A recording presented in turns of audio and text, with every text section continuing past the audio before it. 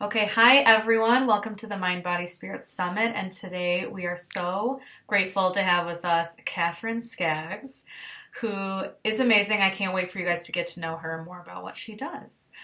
So first I'm going to tell you a brief little bit about her. So Katherine Skaggs is an intuitive visionary artist, shamanic practitioner, author, teacher, and painter of souls. She is the artist of the mythical goddess Tarot and the author and artist of the Masters of Light Wisdom Oracle. Katherine is a soul portrait artist and spiritual guide to remind you that you are truly a soulful being. She is inspired to reflect beauty, love, and truth through her art and words of wisdom. Alrighty, welcome, Katherine. Hey, it's great to be here with you, Abby, and everyone else. Totally. It's awesome. So, to start, I'd love for our listeners to hear a little bit about you and your story and what got you from whatever you were doing previously into the current business you're in. Well, I'll see how good a storyteller I can be and succinct. See how much time we have. Right. You know, I've been an artist since forever. And I grew up in Oklahoma with an interest in health, and I was an athlete, and I wanted to be a veterinarian, I wanted to be an artist, I wanted to be all these different things. You know, and I had a message growing up that was very interesting, like, well, you're really great as an artist, but what are you really going to do? I think many creative people often hit that wall. And sometimes it's not art. It may be another story that someone's gotten a limiting belief thrown upon them that they might believe for a while. Mm-hmm. So over the years, I've studied health and well-being and very interested in that for a long time. I had a mother with health problems, and I think that probably encouraged me as much as possible. And I became very holistic along the way. And then through my own journeys spiritually, I began to study metaphysics in my 20s. And ultimately, that led me to asking a few questions about myself, such as, well, I wonder how my art connects to my spiritual path, because those were the two most important things in health and well-being, all wrapped up in there. Quality of life, really. Yeah. Because I had, as many of us faced being humans, have had some challenges along the way. And what happened is I really got this incredible guidance about doing soul portraits along the way. I studied metaphysics in a school and became a teacher.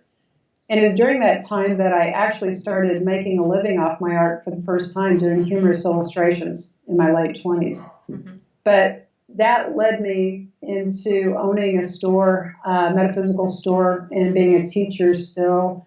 And when I saw some visionary art by Alex Gray and a woman named Susan Seaton-Delay during that time, that's when I really started to wonder how the two paths came together. Mm-hmm. And so it took a while, but about a year after I asked that question, my guides knocked on my head and got my attention, and inwardly I heard soul portraits as loudly as you talking to me. Right. And I'll be very honest, my first response was, oh, shit. Because I was like freaked out because I had like 9 psychics who worked out of my store at the time. Wow. And the last thing I wanted to do was be in the hot seat. Right. I thought, I'll do my art, I'll do my spiritual teaching, but oh my gosh, I'm going to be the one who sits in front of people. Uh-huh. So it took me a little while for that to evolve. But since 2013, I've been full-time doing soul portraits and visionary art, supporting myself, being out in the world, done thousands of portraits at this time, and created Mythical Goddess Tarot. And, a lot of things have come together as a process. So it's been picking up the breadcrumbs, as I say, and encourage other people to do. Learning to trust my heart, learning to trust my true desire of what's important to me. Yep. And I've realized over the years that this life for me is one as teacher, it's one as healer, it's one to see people who they are beyond their limited perception as this personality running around having challenges. Mm-hmm. Maybe some great successes, but oftentimes health challenges, emotional challenges, where do I go with my life challenges. Sure. And my own journey, as most of us have that journey, is turn around and be of service to help people see the beauty and the truth of who they are on that bigger soul perspective. Yes. And the art and the intuition and learning to expand that in my own experience has been one, turning around, being able to sit with people and reflect back to them the truth of who they are. And that's perhaps one of the most fulfilling things I get to do. Absolutely. So I hope that answered the question. There's been a lot of things in between the things I mentioned. But Totally. yes, No, yes. So, that was great. So when did you first discover that you have this gift? For you guys that don't know, Katherine is an intuitive artist, and one of the things she does is soul portrait sessions, which I've experienced multiple times. And would you describe it as a channel? yes. Yes. So she channels and intuitively paints, your higher self, essentially, or the messages that are coming through. So how did that go about that you discovered you had that ability? Well, it's kind of interesting. I knew I got some signs or breadcrumbs, as I call them, in the early 90s when I saw Alex Gray's art and Susan Seton-Belay's. And then locally, we had an artist who was a aura portrait artist. Mm-hmm. And all of that gave me a sign. I felt intuitively, I think I'm supposed to do something like that. Mm-hmm. And I became curious, but I just didn't know what it was. And so I began at the time, while I had my metaphysical store, I'd go home at night and I'd paint. Yep. I never hung a painting in my place at that time, which you probably will find to be amazing. I look back and think, oh my God, I had a perfect place for this, and I never used it for my art. So I started doing some of my first visionary art, meaning metaphorical, spiritual insights, showing up and asking what it wanted to come to the canvas. Instead of me looking to my outer world, I was looking to my inner world for what I saw. Mm-hmm. And that started to unfold. And when I asked my guides and my higher self, well, how does this all come together? It was about 93 or so that I got that answer inwardly when I heard soul portraits. I knew every bit of what it was. I knew exactly what I was supposed to do. I knew that it was not just a painting, that it was a channeled session, and that I was to provide guidance. And it's, like I said, it scared me. Because I thought, oh God, what if I'm going to screw this up? Right. But, over the years, as I, got myself out in front of people and just said, okay, I found it wasn't scary, it was amazingly heart-centered and fulfilling. Mm-hmm. And that all the pieces fell together. Mm-hmm. And that each person I sat with was looking to me for answers and it seemed me almost like an angel at times, that I had something very special, to give. Anyway, so what I found, good grief, I'm getting choked up again.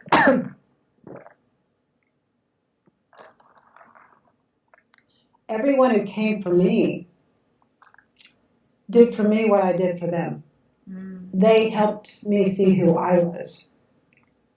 And it was way bigger than what I thought in the beginning, in that we are all amazing multidimensional beings. Mm-hmm. And I knew that intuitively, but then when I sat with people, I started to get a way bigger picture of how much larger our souls are. Right. So like one session with a person is an opportunity to see like a facet of a diamond. Mm-hmm. And that the intention that person shows up with, where they are in their lives, their prayer for what they need, to see themselves, to heal, to expand, is revealed in this session. And what it does is it's given me, it's stretched me every time I sit with somebody. It's grown Katherine's awareness. Right. And it continued to expand how much is available to each one of us when we sit and we ask to listen and be still and focus. Most of the time in our culture, we don't stop. Even though you're in the business, like I am, of cultivating that in yourself and others. And so I find over the years that people have so much more they can tap into. Mm-hmm. And heal as a result of that, expand, become themselves. Totally.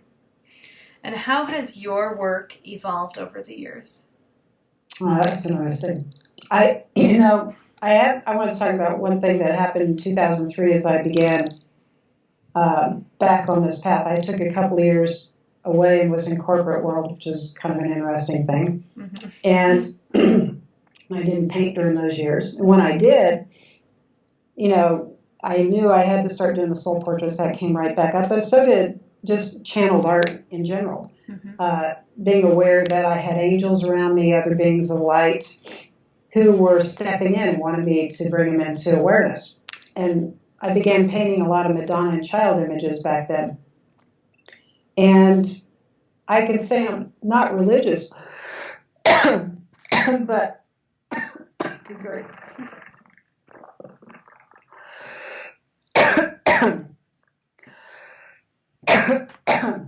Sorry, guys. No worries.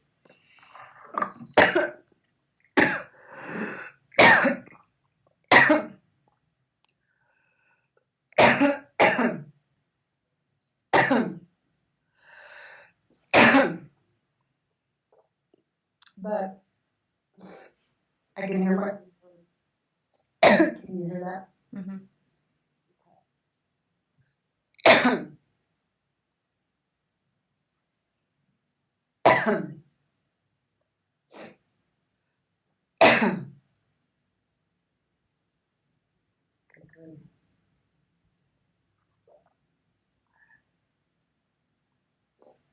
Okay, so over here. I had Mother Mary, and I can totally hear that back in my ears. Do you have that? Yeah. Can you hear it? Yeah. Well, I'm not sure what's going on. Anyway, I was thinking about how it distracted me. When Mother Mary came to me in 2003, I felt her for 3 days and knew I was supposed to paint her. And during that time period, I was working a second medical physical store I owned, so I'd go home at night and fall in bed. So on the third night, I went to bed, and Mary woke me up in the middle of the night. And I see her as this divine feminine mother who's not just in Christianity the mother of Jesus, but this divine mother who's here to help us. mm-hmm. And when she came in, I painted a 3 foot by 4 foot canvas in the middle of the night, like almost the whole thing. Mm-hmm. And I took it to the store the next day and hung it up. And it was this crazy, profound experience of what happened when she came in. She was projecting her love through this image, and she was telepathically transmitting the importance of sacred art as portals or doorways to bringing in the frequencies and energies to help us shift, to help us come back to a place of love, to help us have compassion, to help us heal all the jagged edges of our humanness. And so that was the beginning of something. I hung her in the store, and I had a woman come in that day and ask if she was for sale. Now, the weird thing is I hadn't sold a piece of artwork in 20 years. I hadn't tried. I had not tried. Yeah.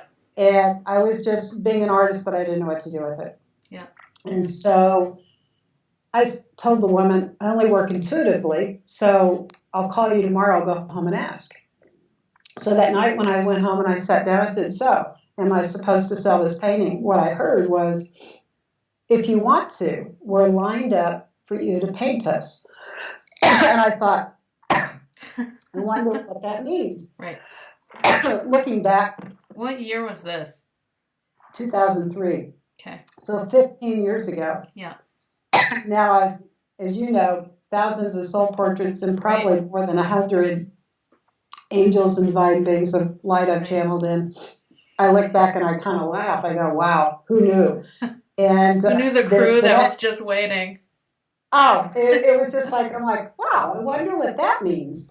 And they're like, yeah, you have no idea. And they're like, still lined up for me to paint them. I'm like, I got a lot to do. I got to be around here for a while. So the other funny thing was I, maybe sold something for $200 20 years earlier, long time ago. Right. And I said, how much? And I heard $4,800 and about fell off my chair because I'm like, I don't have a reference point. Right. I don't have any idea what, it's all subjective, I think. Right, but I'm like, oh my God, I have to tell that woman that. Right. And so I called that woman the next day, told her I could sell the painting. She's like, great. I said, she's not all done. She said, I'm not worried about it. She said, how much? And I told her, apologetically, Yes, like, yes. I hurt this. It's not my fault. Right. And she told me, I will buy her and I would have paid you more.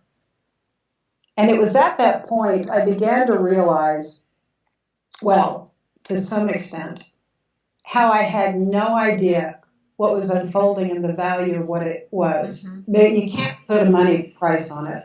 Right. But I was learning I had to get out of the way and just continue to ask the universe what I needed to know and show up. Right. And I find that is often the biggest message most of us have to learn is to get out of this linear, I'm going to call it a patriarchal cycle of how we live from point A to point B, from Monday to Friday. Right. And 9 to 5 or 8 to 12. And how we need to learn to stop and be quiet and to see what it is that wants to be shown. Mm-hmm. So we got lots of help. Yep, absolutely.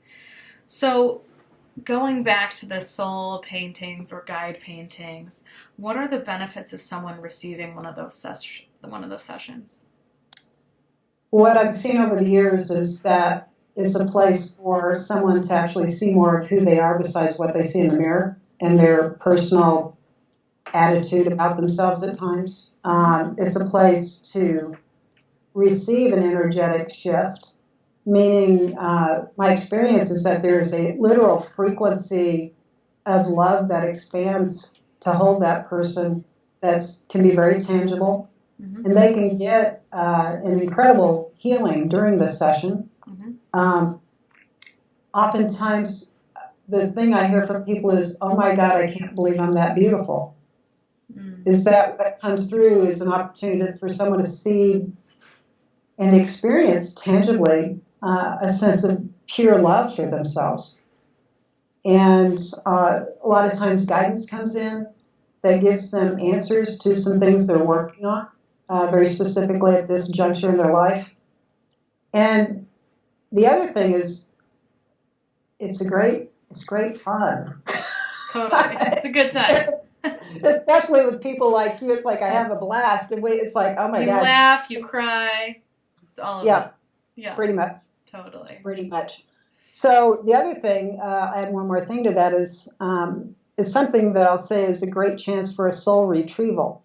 And in shamanic terms, that means any lost parts of the self, any places where we've experienced trauma. So like when we're a little kid and someone criticizes us or criticizes something we're doing, oftentimes we lose a little part of ourselves that's precious. And we get tough. We get to where we handle things in life and we try not to be so sensitive.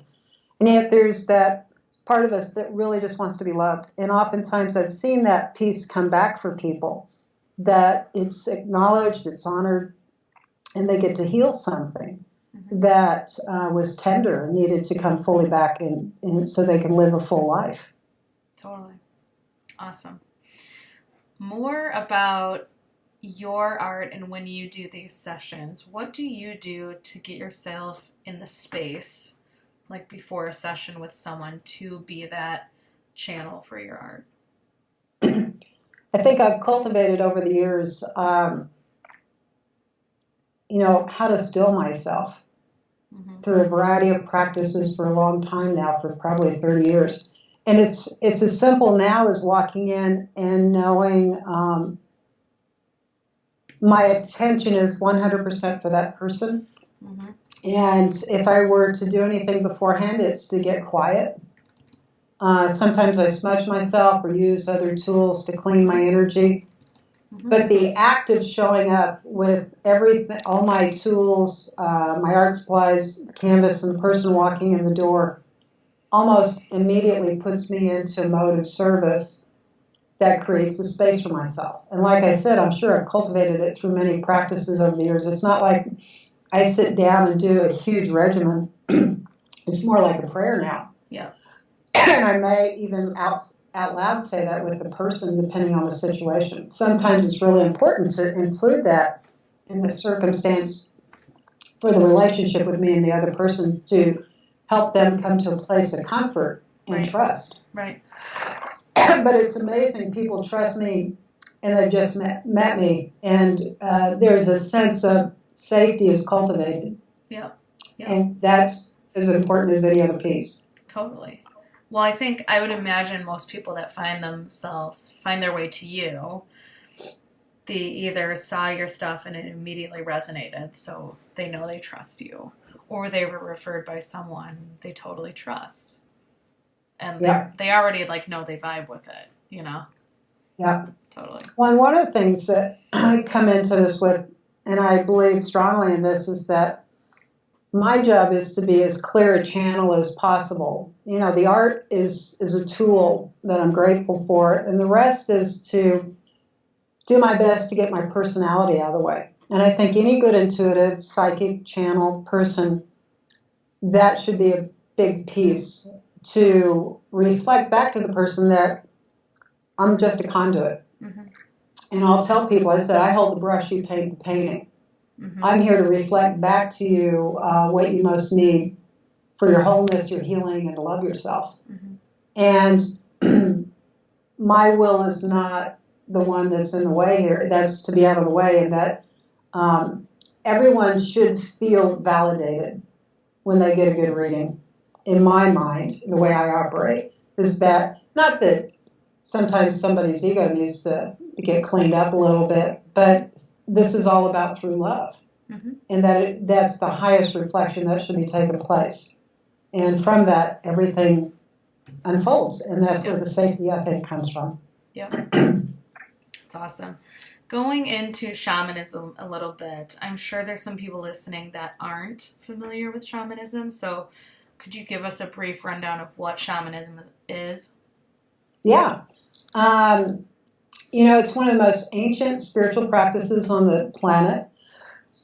You'll find around the world, from Native Americans to Peruvian people in the Andes and in the jungle to Siberian people to Buddhism actually is a very shamanic practice. Hinduism is a shamanic practice. It's not a religion, but it is a practice of being in balance with the natural world. Mm-hmm. Whether you call that the earth and all her sacred places and nature, because that is a very big piece of the energetics of it. But the spiritual aspect is also the invisible world, knowing that there's consciousness in everything. Mm-hmm. And, in a current day practice, you can take quantum physics and know that it speaks the same language as shamanism. When you want to look at how people heal, the terms of shamanism, and the way I've been taught, is to use various practices to return things back to harmony. Mm-hmm. So it's an energetic practice of healing and how to live your day, to honor the spirit of the land, to honor the spirit of the mountains, to honor the spirit of that person, to honor the spirit of these animals, mm-hmm. to honor the spirit of the sky and the heavens. Is that everything has living consciousness, and that when we do that and we bring that to our lives, it brings us to a heart-centered path, and we get out of this linear place that lacks any consciousness where we lose ourselves. And it's got great practices of working with the natural world, meaning the sun, the moon, the stars, the earth, and the plants, is that's got life force energy that helps us restore our energy bodies and our physical selves when we get out of balance. Mm-hmm. If we've had a trauma, there's a lot of tools to just go lay on the earth and let the earth help us clear the difficult low frequency energies, I like to use those words, mm-hmm. and to fill back up with that life-giving energy. Yep. And if you listen to the people in the Caro people out of the Andes, they describe energy as not good or bad. In our Western world, we often say, oh, that was a good experience, or oh, God, that was a terrible experience, or a bad experience, bad energy. Mm-hmm. And they describe it more in frequency terms, that there's life-giving energy born of the natural world, and there's energy that basically takes your energy or can kill you, and that's negative emotions. It's fear. Yep. It's jealousy. It's all those things are the things that take our energy and put us out of balance. put us at odds, lack of harmony. Yep. That's what makes us sick. Yeah, absolutely. As you know. As I know very well. How do you incorporate shamanism into what you do? Yeah, I do quite a few different things here, I guess. It is actually a very natural sync up with what I've been doing for quite a while. With my history of metaphysics and spiritual things, energy healing made sense to me anyway. It was part of my practice. And I also knew that my art was an energetic healing of sorts, not just a visual experience. And that shamanic art is also part of the whole culture of shamanism. If you look at various shamanic cultures around the world, they're all artisans. Mm-hmm. And they know that whether it be sound or through visual, that all that is an expression of energy that can be healing. So in my world, part of what I do is ceremonial work. I do shamanic healing work, meaning I help clear people's energies, very specifically with shamanic traditions. And somehow they all dance together. Even my art, I feel like, is total alignment with what I know about shamanic traditions, and that it's of the invisible world as much as the visible world, that I'm working on these multidimensional levels. And I'd say that's what shamans do with art, both through sound and through drumming and through singing and through what they create in visual art, mm-hmm. is that it's all energetic. And that all makes sense to me, that it all fits together. Yep. Totally. And then the whole shamanic world, the way I got into it, I always wanted to study with the Native American. I felt very drawn to that, but I never found anyone over all these years. Uh-huh. And I, quote unquote, stumbled into this work about 11 years ago when I needed to do some personal healing. I had some things upside down in my life, and my inner guidance, I was listening to it, was being called to find Sandra Ingerman, who's a very well-known teacher and author in that world. And it led me on this path of finding her, where she's doing one workshop, I think, that summer because she's on sabbatical writing. And I ended up finding a place in New Mexico where she was part of a 4-day healing retreat. And it was on this ranch in New Mexico with the people I ended up studying with for the last 10 years. Mm-hmm. And I met 2 Peruvian shamans there.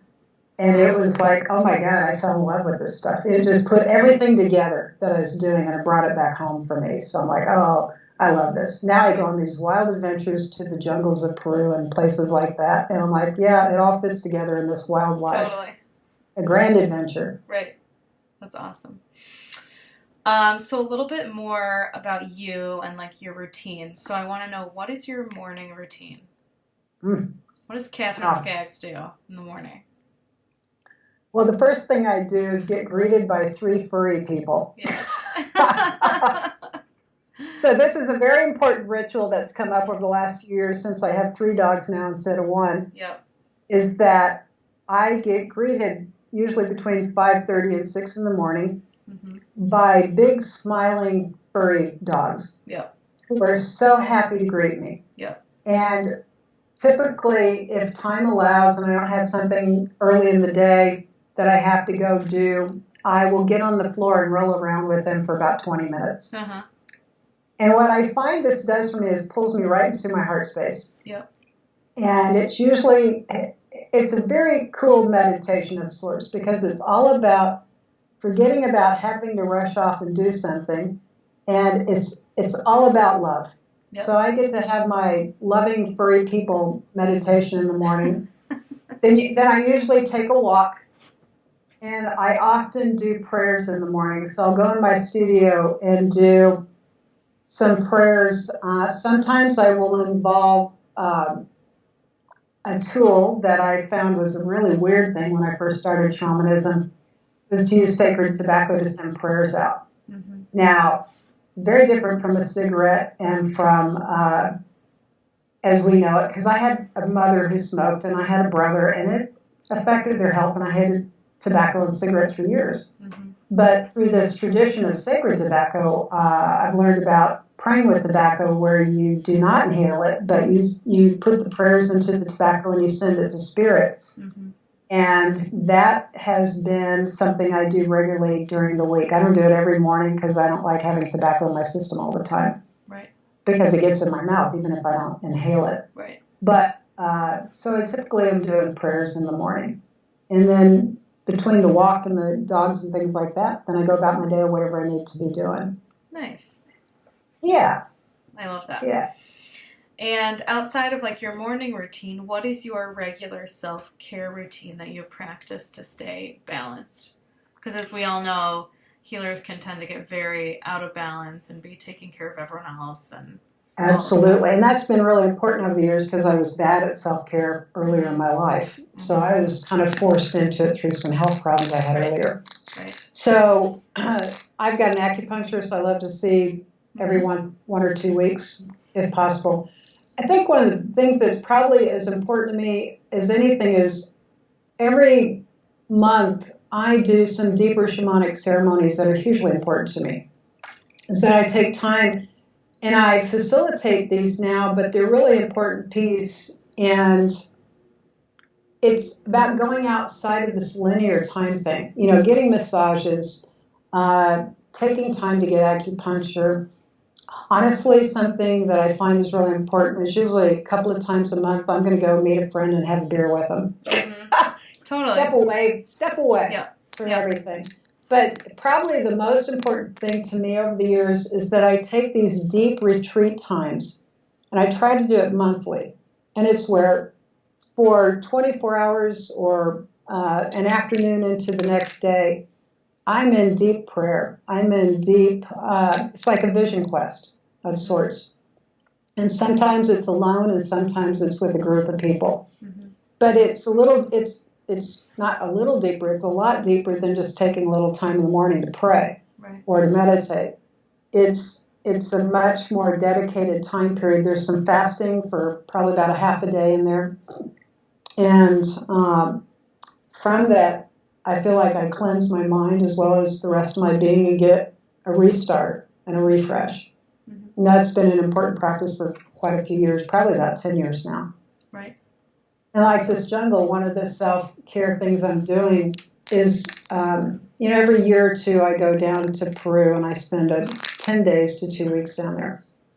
And this year I've committed to a 3-week time in the jungle, which would be the longest. Wow. I'm going to a new retreat center, and I'm actually doing a very deep cleanse down.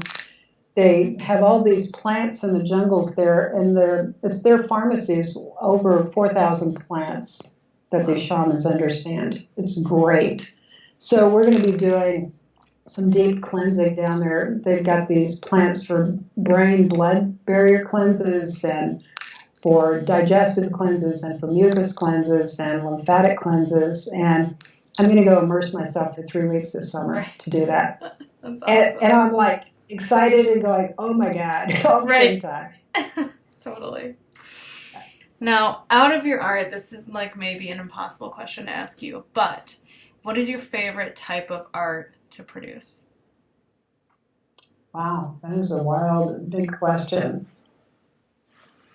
I don't know. I love doing soul portraits. Yeah. And I love some of the projects I'm working on because I'm working on Ascended Masters and Angels for a new deck. Mm-hmm. And I get to engage these beings. But sometimes I love to just show up at a blank canvas and go, what wants to happen? Right. Where there are absolutely no constructs about what's going to come onto the canvas. Yeah. And sometimes a lot of magic comes through when that happens. Totally. So, but I honestly, I paint a ton of portraits. Yeah. And I rarely not painting a face of some sort. Right. So sometimes it's kind of nice to see if there's anything else that wants to happen besides that. Yeah. But really, I love engaging these various beautiful beings of light and also the soul portraits. I'm always get a healing and am amazed at what happens. Yeah, absolutely. And going back to the shamanism and like you were talking about that monthly almost retreat like ritual or even daily rituals, Why are these ritualistic practices so important for people to have as part of their life? Well, personally, what I've seen with people I work with is our world is just full of distractions. Mm-hmm. It's full of to-dos. It's full of what do we need to achieve. It's full of how much money can I make so I can have the lifestyle I want. It's full of a lot of challenges besides a lot of awesome things. Mm-hmm. And I personally believe that we would benefit more when we stepped away from our technology and we step away from all the linear achievement things that are in this model of life we have, and that we get into nature and that we restore our energy, we restore our heart, we restore our relationships. And the first one is with ourselves and with spirit, whatever you call that, God, spirit, the divine, the universe, whatever. Mm-hmm. But that we make that connection to our source within us and not the source outside of us. Mm-hmm. Because our nature and our culture at this point is that everything is outside of us to achieve. Everything's outside, our job is our sustenance. And it's like our source is within us. Yeah. And so to me, that's what's really important. And these rituals are a great opportunity to resource, to go within, to know thyself, to be true to yourself. That way you're not manipulated by just your outer construct of your life, whether it be a job, a relationship, a situation you don't know what to do. Mm-hmm. If someone can learn to come back home to themselves, they'll know what to do if there's something to make a decision about. And they'll restore their energy. I find that my own health problems I had over the years was because I was going too fast and burned too brightly, and I burned myself up. Mm-hmm. And I was forced into stopping, and I had meditation, all that stuff, but I still ran myself ragged. Yep. And I think that's a huge challenge in our culture. Yeah. And as humans, I'm always about the spiritual evolution personally. And we have to resource and go within. The other thing cool about rituals, too, is it's a great place to very consciously be magical. Mm-hmm. It's a very cool thing to learn what it's like to be the alchemist of your life. To know that your intention and how you show up can help clear something that's been bugging you forever or tracking on you, or to invoke a whole new way of being, that you can get into your imagination and your creativity. And these rituals help cultivate that.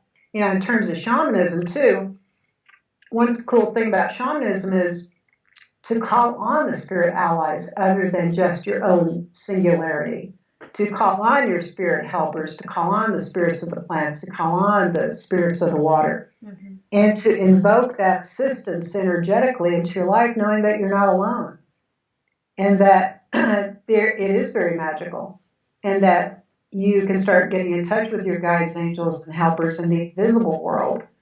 And that these ceremonies and these rituals help create a space for you to have that connection between the physical world and the inner world, and what I call the invisible or non-ordinary reality. Yes. Because we're not very ordinary, really. Right. Well, I love what you said in one of my sessions, to speak to, like, being the alchemist of your own reality. You were like, we need to be in the place of how good can it get? That's right. And play in that world. And that totally can change your perspective on Absolutely. Your goals or desires or how you want things to be. Yeah, I remember, I don't know if I told you this at the time, but when I was in my 20s, I was dating this guy and I wanted to go back to art school. And I'd taken classes, but I'd never gotten my Bachelor of Fine Arts or anything. I was thinking about it. I had another degree. And this guy I dated, I said, God, I just love to do this. Mm-hmm. And obviously it's full of limitations. And he looked at me and he said, why not? And I ran with it. Right. I'm like, yeah, why not? Right. Instead of what if, I did why not, but I went into what if as a result of him asking me that. Right. And within 18 months, I was at Kansas City Art Institute, and I spent 3 years there and got my Bachelor of Fine Arts. Right. And I just went on a total adventure. I gave something to myself that I did not believe before I asked that question that was possible. Yeah. So yeah, and what I know about quantum physics and the cosmos at this point is that curiosity, the universe must answer it. Quantum physics is proving what spirituality has taught for thousands of years. Right. Is that your curiosity creates the field where you must get the answer. Mm-hmm. Our problem is most people worry and are in the negative pole of curiosity. Oh God, what if it happens that all this bad stuff? It's like, oh no, wait a minute. We need to go, what if it got better? Right. Right. Yeah. Totally. I love that. Okay. So I'm sure you probably feel this way, that a lot of people are lacking. You live in the creative world, but a lot of people are lacking a sense of creativity in their life. Uh-huh. Why is it important for people to have that for themselves, even if they're not an artist? Well, first of all, we are born creator beings. We are naturally creative until it gets squished. Mm-hmm. So if you look at every child that comes in the world, they're curious and they're creative. And when we return to our curiosity, we start getting beyond our criticism, our mental perfection. And that's one of the biggest challenges is a lot of times adults got imprinted somewhere earlier where they began to believe they weren't creative. Mm-hmm. Oh, I'm not a good artist. Oh, I can't play music. Oh, whatever the judgment is. And it begins limiting them and realizing creativity is how you show up to solve a problem in your life. Mm-hmm. You begin to wonder, what if it could be different? And that's where the solutions live. The solutions, as I think Einstein said, never live in the place of the problem. So you have to step outside of the limitations, and it's your imagination and your curiosity that get you into that place of total possibility, and that's what creativity is about. Mm-hmm. You know, knowing that you can turn left instead of right, instead of being in a habit where you're only one way. I had a client the other day, and she said, well, do you know the Enneagram? And I said, well, I don't really know that map. I know people who work the map. She said, well, I'm a 6. That means I'm a warrior. And all of a sudden, all I saw was this box around her. Right. That she had defined herself as, this is me. And part of the whole session was, well, what if it's like that you're not defined by that map? Yeah. So I gave you some information at a certain juncture. Great. Now you know that you can work on that. But what's it like? So a lot of times it's about neuroplasticity. Mm-hmm. How can you get more flexible in your thinking? Yeah. And then from that in your feeling, and from that into your body. And then you can start realizing, wow, my life is way more possible.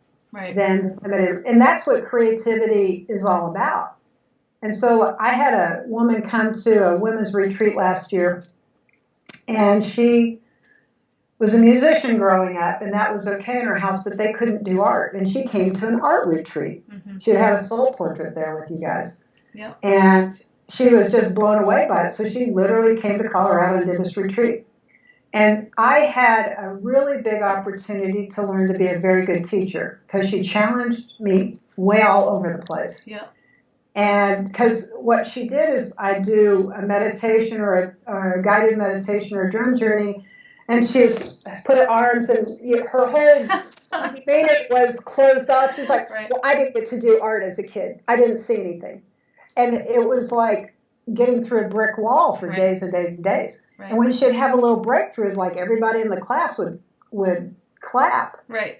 And I was thinking she wasn't even going to come back. I'm thinking, oh my God, this is hugely challenging. I need help in how to teach her, how to support her. Right.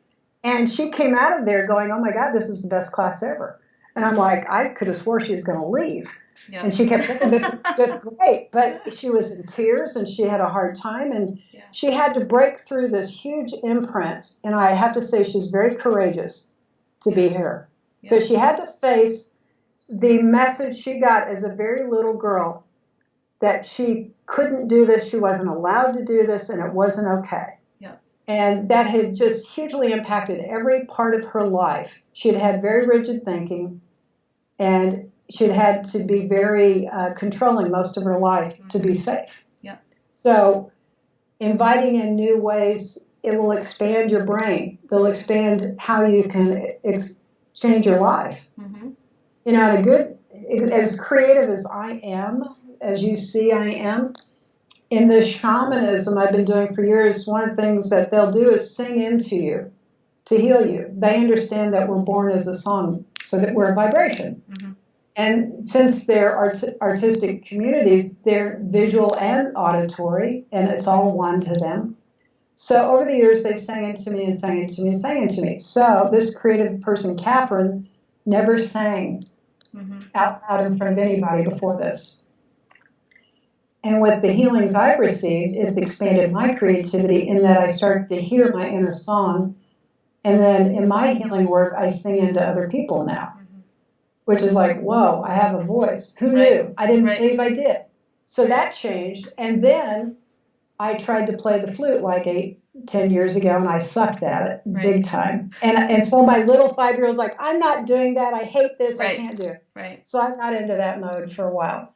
Then about 2 years ago, I decided I'm going to get a flute and learn. And so I bought one, and now I've got about 8 flutes, and I play them all the time. So what happened to Katherine? Somewhere in there, I became more fluid and flexible to not only see and do whatever I do, but I get to continue to grow and expand to what's possible. And so now I play a lot of instruments. It's weird. You'd think it's weird, like she wasn't capable and now she is. Well, that's what's there for all of us. Totally. Is that if you're just willing and curious, it's okay. You can invite that in. Yep, totally.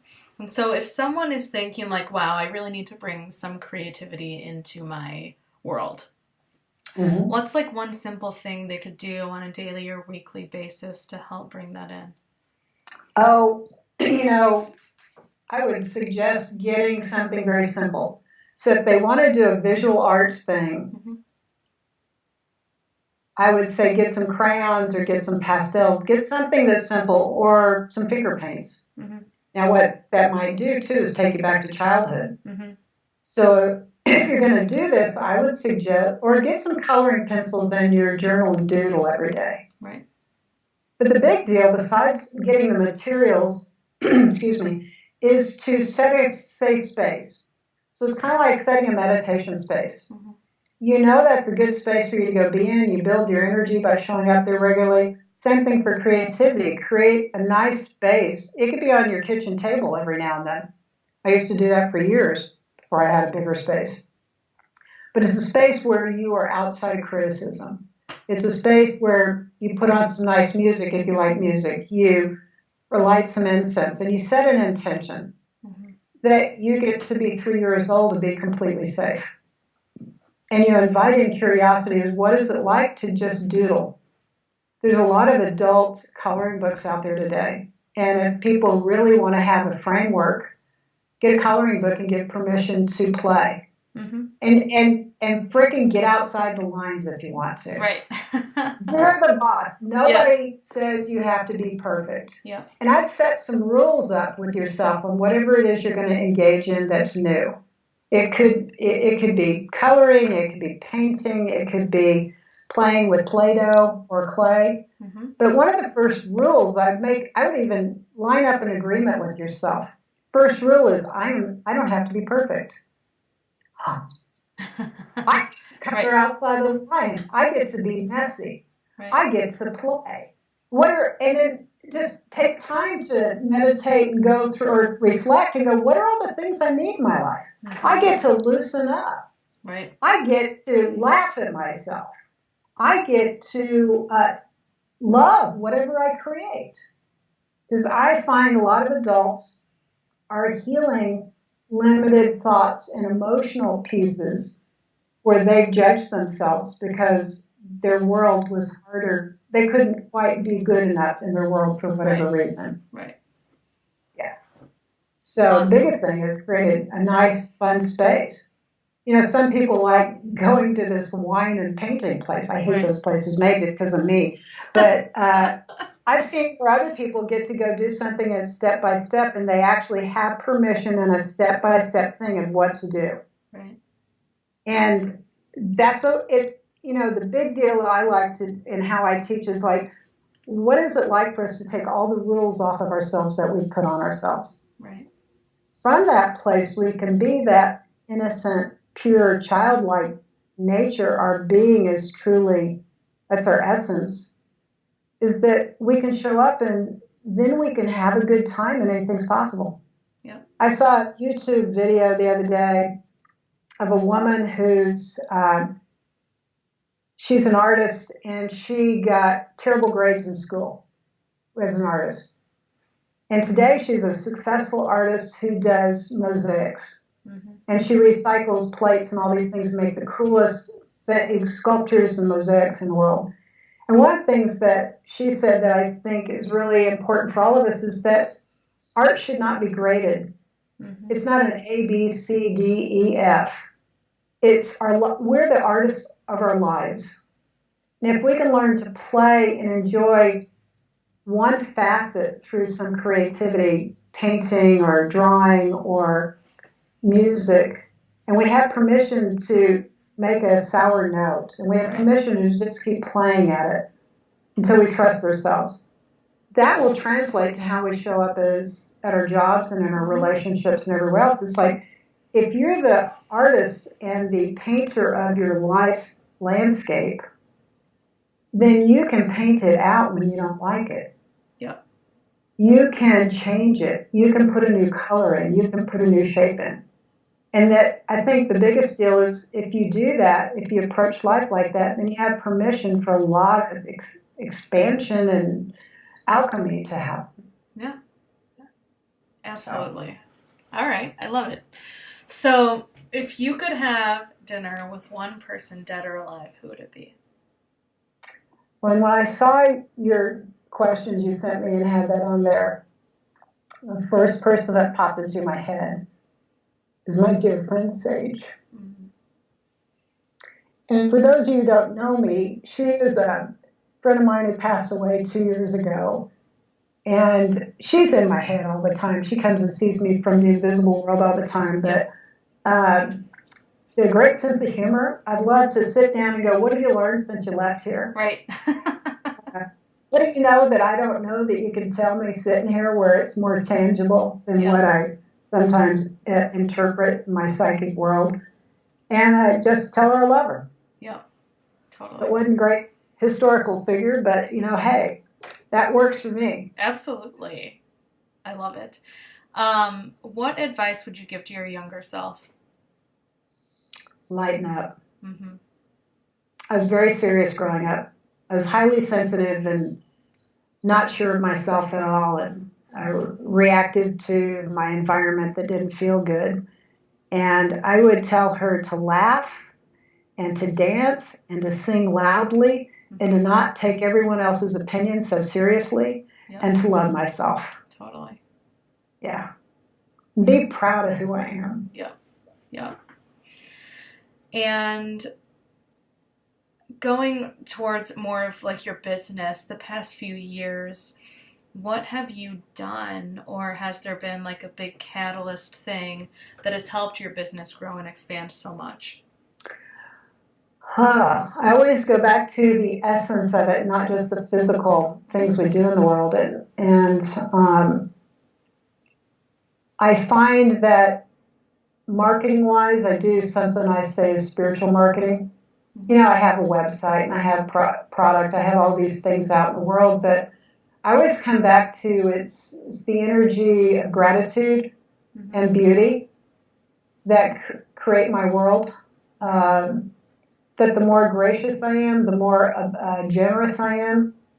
That no matter which facet of the world I have, whether it be a single client or a product in the world, that energetic of it feeds things. And that there's something called law of tenfold return that I work with universal laws and truths to kind of give me a format of how to show up in the world and do my best as possible. Mm-hmm. And the law of tenfold return is a law that as you give up and above what you owe, everything returns to you tenfold based on how you give it. So if I give it in love, it returns in love. If I give it generosity, it turns that way. If I give it resentfully, it returns that way. So I have to be very clear about how to run my energy. And I find that I do my best not to just have, I'm available here, here, and here, but what ways can I give up and above to my community? What ways can I give up and above what I normally think about how I get paid? Mm-hmm. And I feel like that feeds everything in a bigger picture. I've redone my website. I'm working on a new Oracle deck. All those kind of things. But I really am always come back to being 100% responsible for my reality of how am I taking care of myself, because that my business is a reflection of how I really am authentically, how I show up in the world. Yep. Give value to others. So. Totally. All right. And what's next for you? Well, I just at press with the 10th anniversary edition of the Mythical Goddess Tarot. I'm excited about that. We're going to do a celebration party in August that I've got to get together for that. It'll be coming out in May. And so, interesting piece. I've been talking to a friend of mine I've kind of given her some advice on publishing, because I've self-published over the years, but she said, why haven't you gone to a bigger publishing house? And she was talking the economics of it and the practicality of it.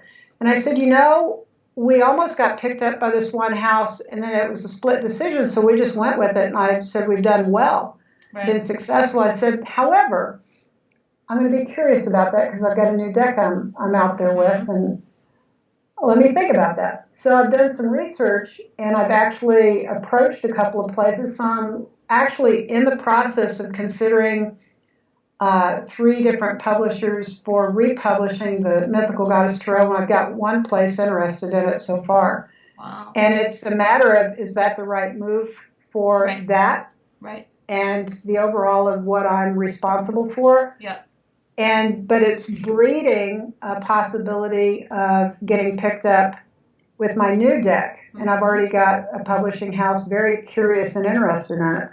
Wow. And so that's in the fold of things, which is kind of like a whole new reality if I'm with a publishing house up and above what I've created, because they might be able to turn 4, 5, or 10 times the amount of expose me to a whole lot more. Yes. So I'm in the curiosity about that right now.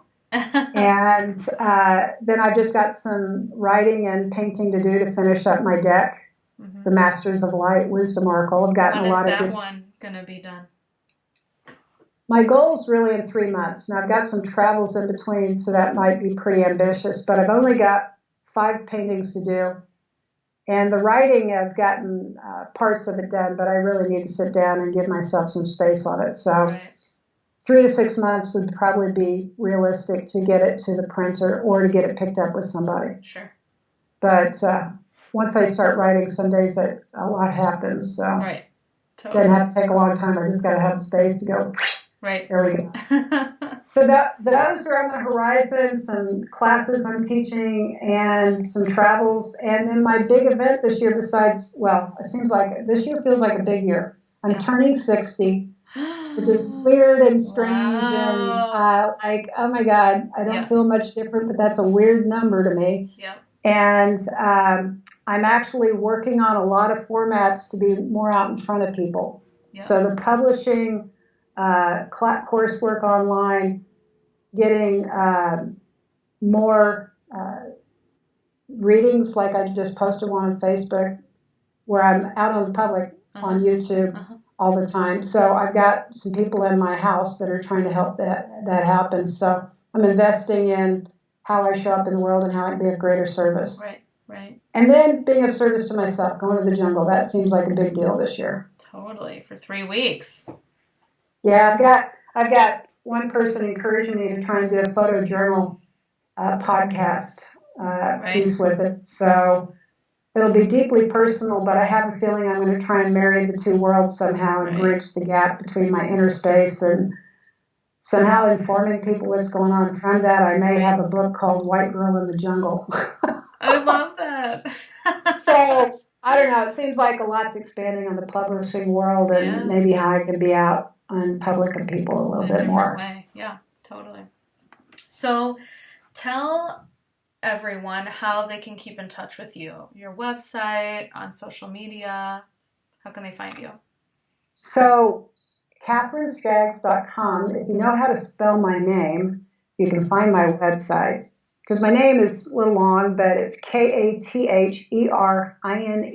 Skaggs, Skaggs.com, and that'll get you to my website. And you can see all kinds of things on there, from shamanism and artwork to the products I've created, and hopefully some videos for your and some articles that'll be educational. Trying to add more content that'll make you happy.